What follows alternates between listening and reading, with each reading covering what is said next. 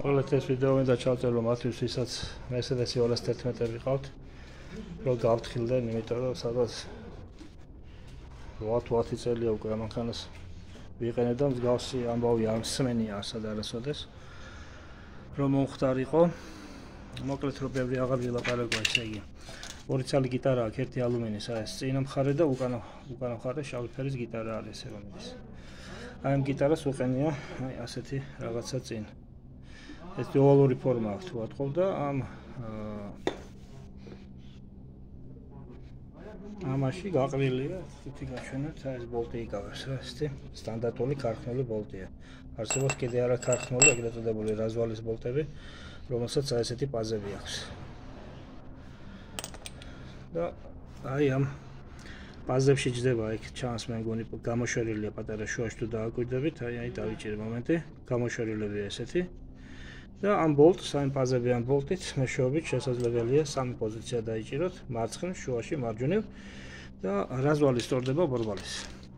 ბევრმა არ იცოდა საქართველოში ძალიან ეხლა არ ვიცი შეიძლება უკვე იციან, მაგრამ 3-4 წლის წინ არ იცოდნენ. ერთ-ერთი Mercedes-ში მითხეს, რომ როცა დამჭირდა რაზვალის გასწორება, ადრე იქ გავასწორებინე.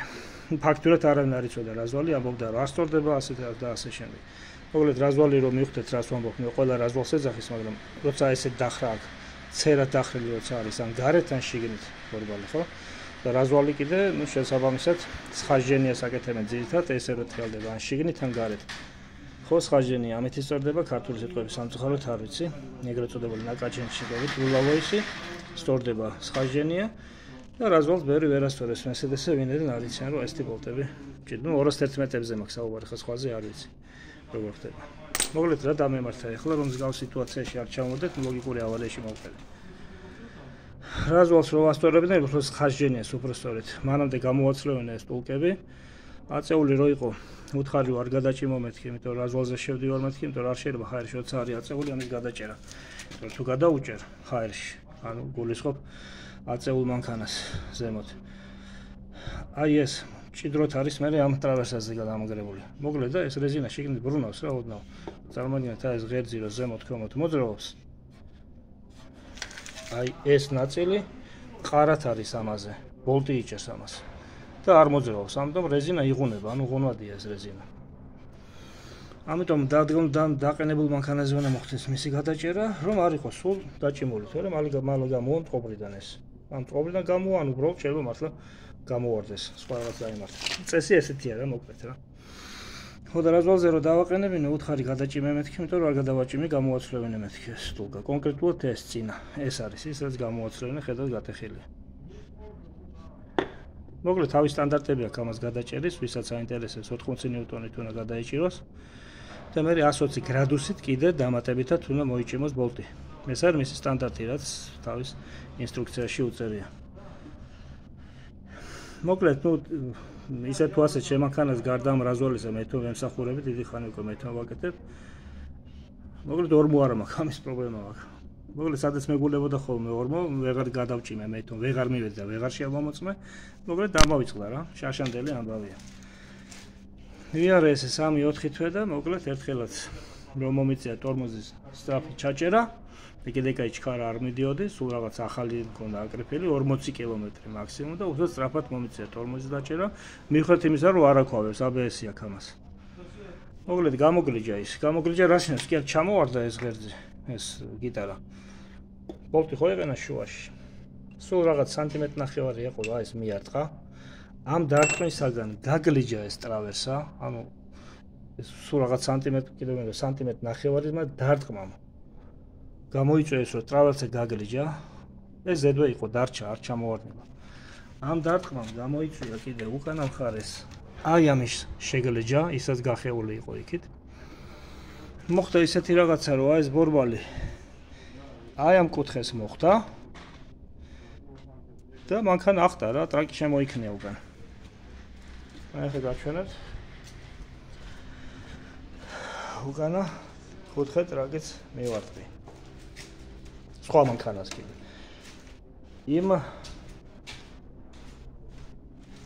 ну გასაგებია რომ ეხლა აქ შუაში მიდიოდი მარცხნივ მანქანა იყო გაჩერებული რიგი იყო მარჯვნივ მანქანა იყო ან ფაქტურად ადგილზე გააშეშა რა, ეს რომ მოხდა და შემოვარდა ბორბალი შემოგლეჯელი იყო აქეთ. უბრალოდ ყველაფერი თავის ადგილზე იყო, უბრალოდ დაღუნული იყო ყველაფერი.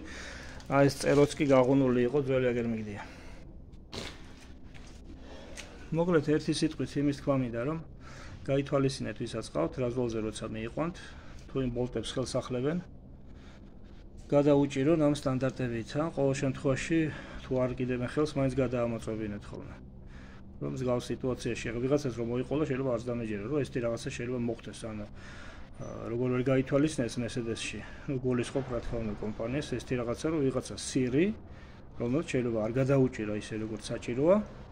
ნუ პრინციპში სხვასაც დაუბრალო, იმა რაც იცოდა ისე გადაუჭირა. ეხლა ნიუტონის ключი იმას არ ქონდა რომ მეთქვა რომ ამდენი გადაუჭირა, რასაც აკეთებენ სტანდარტულად ძალიან იშვიათად მინახავს ვინმე ხელოსნოს მათ შორის რომ ნიუტონის ключი ქონეს. ან ძალით როცა იჭირება მე მგონი ამ ключებზე საუბარი ესეზე აყენებ და რამდენი თაც გინდა იმდენით უჭერ მე რაც საჭიროება მოითხოვს. მოკლედ რა ვიცი გაითვალისწინეთ ვიღაცას შეიძლება სასარგებლო იყოს ეს რაღაცა რომ მსგავს სიტუაციაში შემთხვევით არ აღმოჩნდა და კიდევ კარგი რომ სწრაფად არ მიდიოდა და სწრაფაზე არ მომიწია თორე შეიძლება მანქანა ამოტრიალებული იყოს საერთოდ. ანუ ფაქტურად ადგილზე გააშიშა. რაც შეეხება ჩემ შეგრძნებებს, რა შევიგრძენი, თავიდან მაგას ხო ვერ მიხვდებოდი რომ ესეთი რაღაც შეიძლება მომხდარიყო. მოკლედ საჭირო რომ მომიწია ტორმოზის ისეთი ხმა შემოვიდა სალონში რომ მე მგონა ძრავი ჩამოვარდა. აი აშკარად ვიდახ, იმიტომ პირველი მე ვიფიქრე მე ძრავსაც ჩამოვარდა, იქნებ კაროვკა ჩამოვარდა. ან შეიძლება კარდანი ჩამოვარდა და შეეხო მეთქი. მანქანიდან რომ გამოვიდი პირველად ზოგადად ქვეშ ვიყურებოდი, იმიტომ რომ იგეთვე შეგრძნება იყო. მეთქი რაღაცა მანქანას გაზორა. ხოლმე იმის მერე მივხვდი, როცა უკვე შევხედე აქ რაც იყო, ნუ ფაქტიურად იმ წუთას ეს ყველაფერი ვერ გავიაზრე რა თქმა უნდა. მივხვდი რომ ეს უკან გამოვარდნილი იყო, მაგრამ რომ დავშალე მე და დავათვალიერე. აი ეს დასკვნა იყო გამოწეული. რა თქმა უნდა მანქანის დაშლა მომიწია, ძრავის ამოღება მომიწია, იმიტომ რომ ახან ეს ყველაფერი დაღუნული იყო. ტრავესაც იყო შესამოწმებელი, გაღუნვაზე იყო თუ არა გაღუნული.